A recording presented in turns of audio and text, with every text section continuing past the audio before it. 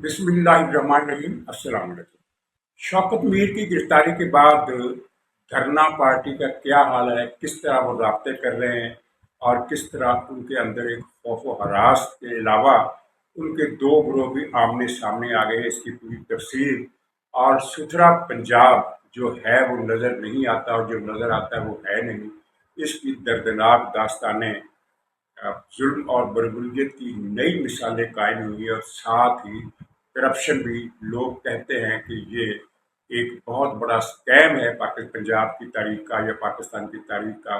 सरकारी फंड्स को ठिकाने लगाने के लिए ठेकेदारी निज़ाम अपनाया गया और किस तरह लोग इसकी भीड़ चढ़ रहे हैं, और इस बारे में इसके अंदर से फिर एक नया डॉक्ट्राइन भी निकला जिसे हम कह सकते हैं कि मरियम नवाज डॉक्ट्राइन।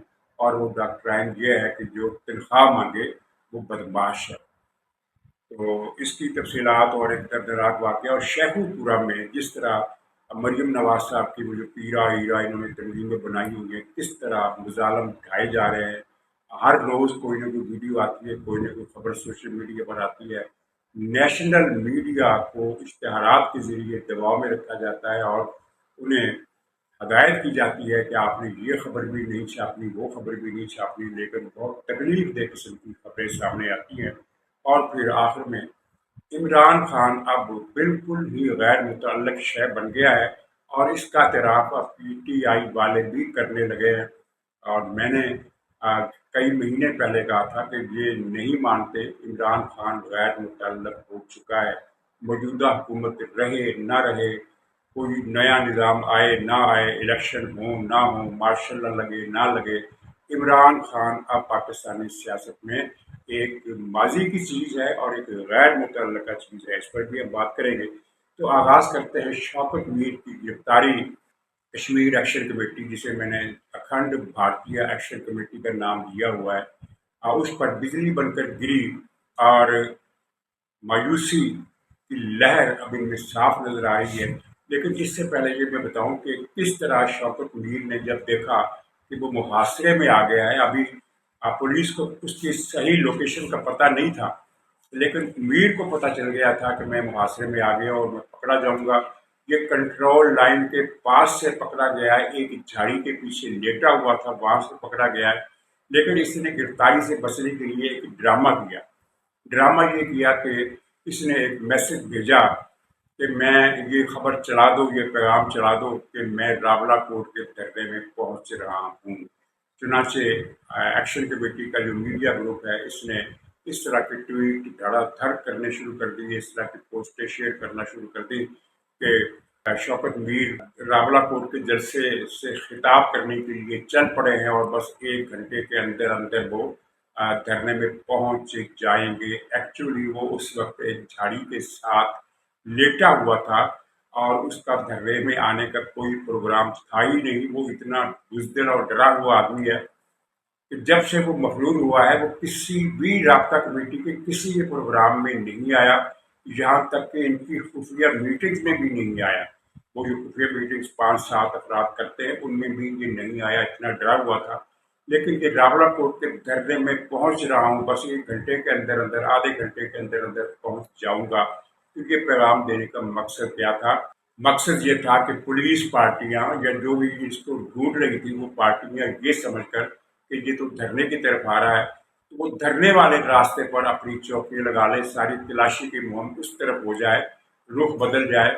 और इस जंगल से जिसको इन्होंने घेरे में ले लिया, और मैंने ये बताया कि जब ये जंगल को घेरे में लिया हुआ था तो पुलिस पार्टियों को ये इत्तला थी कि इसी जंगल में है, इसी इलाके में है, लेकिन कहाँ है ये पता नहीं था। वो लोकेशन उसकी जो इसको तलाश कर रहे थे। तो ये एक उसकी चाह थी बड़ी दिलचस्प कि सारी पुलिस अब उधर रवाना हो जाएगी, यानी रावड़ा कोर्ट को जाने वाले तमाम रास्तों पर पुलिस पहुंच जाएगी, नाके लगा देगी, चौकियां बना लेगी, तलाशियां शुरू हो जाएंगी और ये जंगल को वो खाली कर देंगे। तो मैं फिर यहाँ से फरार होकर भारतीय इलाके में पहुंच जाऊंगा, और जिसके लिए इसने भारतीय हुकाम से इब्तदाई बातचीत भी कर ली थी। इसकी सारी इंटेलिजेंस एजेंसियों को रिपोर्टें आ चुकी हैं कि भारत के साथ इनकी क्या साजबाज थी, सारी तफसीलें इनके पास आ चुकी है।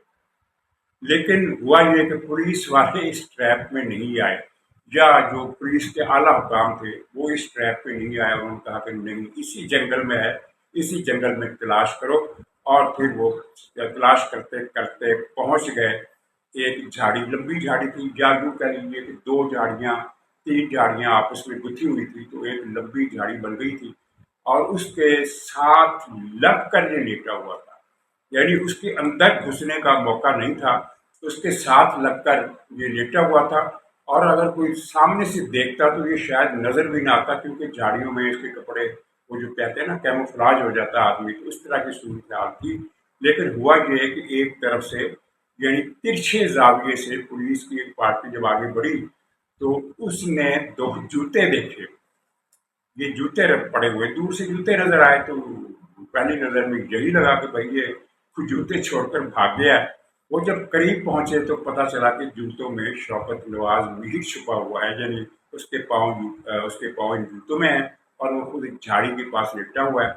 इस मौके पर उठाया गया, उसने कुछ सकफन की कोशिश की।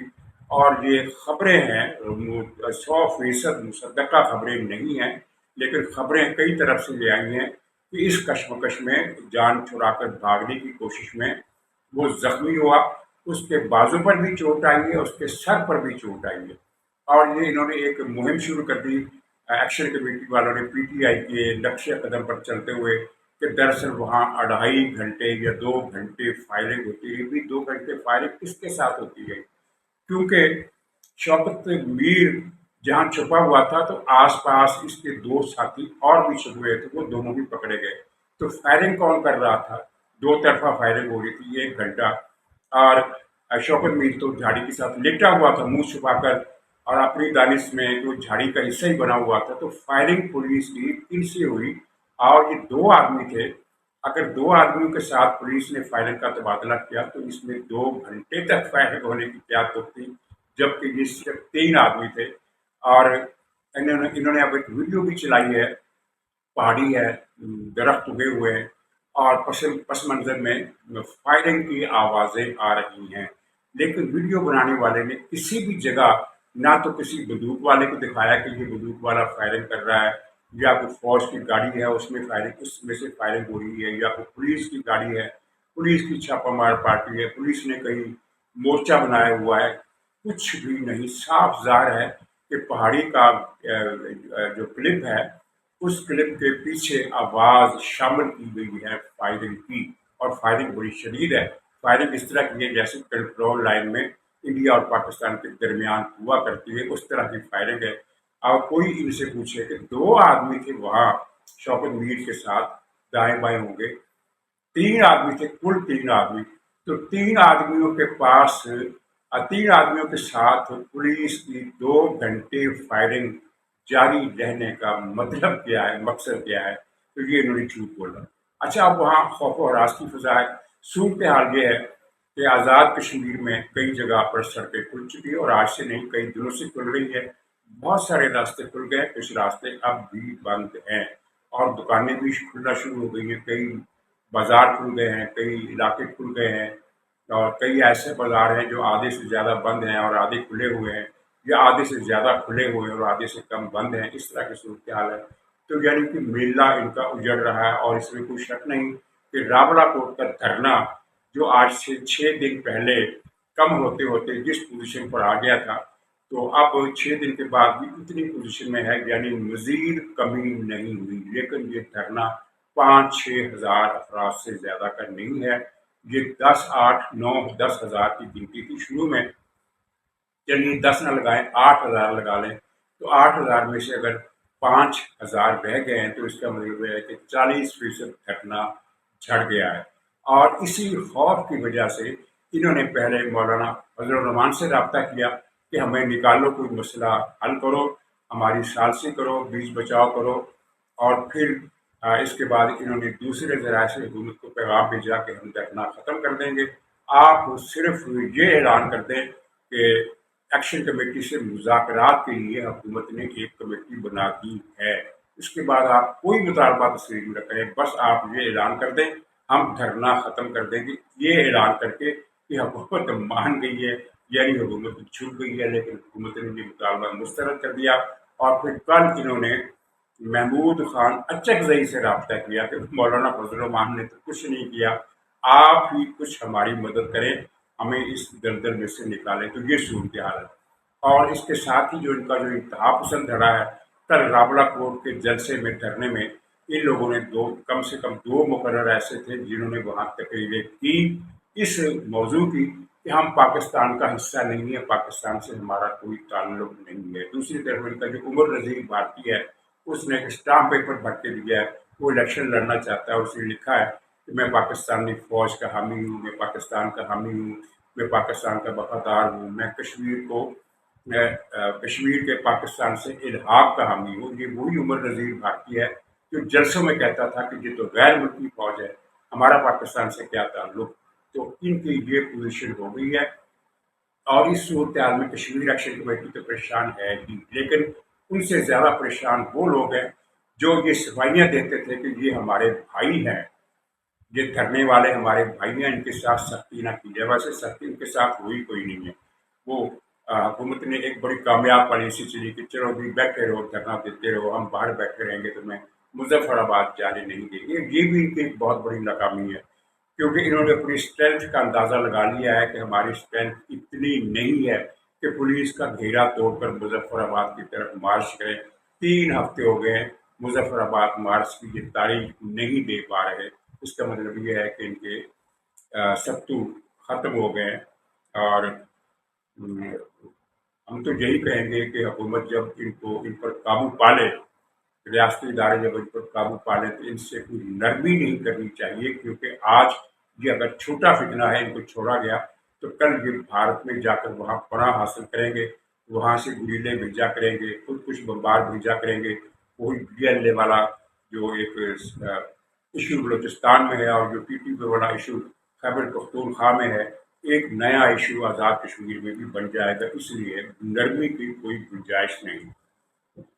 नाज़रीन, सुथरा पंजाब, इसके बारे में बहुत सारे लोगों का कहना है। मैंने कुछ कुछ सरकारी अफसरों से भी बात की, तो वो भी उन्होंने कहा, मैंने इशारे के नाम में बताया था कि ये वन विंडो ऑपरेशन नहीं है, कई विंडोज है और अंडर हैंड डील्स होती है। तो अब ये पता चला है कि 40,000 तनख्वाह मुकर्रर है सुथरा पंजाब के मुलाजमों के लिए, लेकिन उनको दिए जाते हैं 19,000, सिर्फ 19,000। 21,000 ठेकेदार हड़प कर लेता है। तो अब ये कॉमन सेंस की बात है कि ठेकेदार को 21,000 हड़प करने की इजाजत किसने दी? वो तो ज़ाहिर है किसने दी, उसी ने दी, लेकिन किस लिए दी, ये सोचने की बात है। और मतलब ये है कि बहुत ही लंबा घपला है। तो अब इसका जो अलमिया सामने आया है वो ये है कि गुजरांवाला के एक मुलाजिम ने, जो नौजवान है और जिसके 3 बच्चे हैं और सबसे छोटा बच्चा एक 1 महीने की बच्ची है, उसने खुदकुशी कर ली। खुदकुशी क्या की?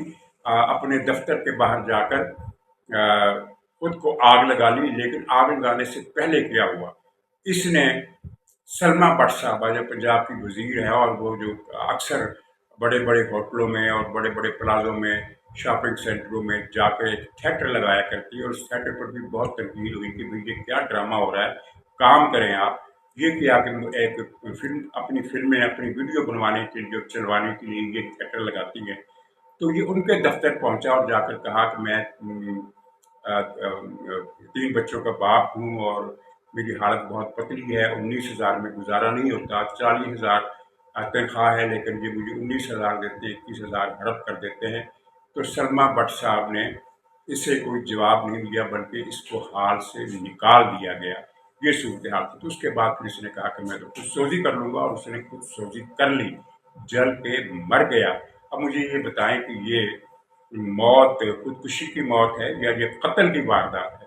तो ये हो रहा है सुथरा पंजाब में। अब सुथरा पंजाब के मकासद भी समझ में आ गए, और अखबार भी सब तो खुलेआम कह रहे हैं कि सफाई सुथराई की हालत सिंध में पंजाब से बेहतर है। हालांकि सिंध में कोई सुथरा सिंध नाम की कंपेन नहीं चला रही, कोई करोड़ों अरबों रुपए का फंड नहीं है, फिर भी सिंध में सफाई सुथराई पंजाब से ज़्यादा है।